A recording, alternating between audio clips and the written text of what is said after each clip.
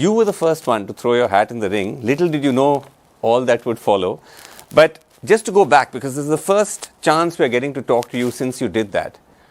I know you were thinking about it. There were sort of reports that you were planning to run.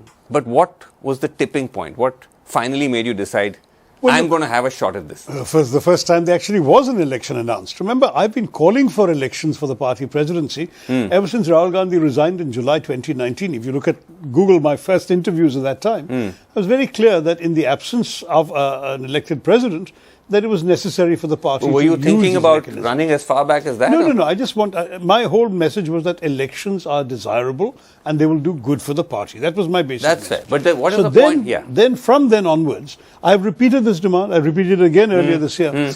But when the Congress Working Committee decided there would actually be elections, you know, all the cynics said, this is this talk, there won't be any elections. It'll just be a ring, the Working Committee is bound to just turn to Rahul Gandhi again.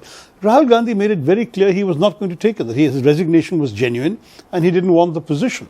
And I think there was a certain disbelief amongst some of the grandees and indeed amongst the cynics who are perhaps not grandees that this is ever going to happen. I decided to take the party at its word. The party had said there will be elections. And I decided to find out about the process, figure out how I could put my hat forward if needed.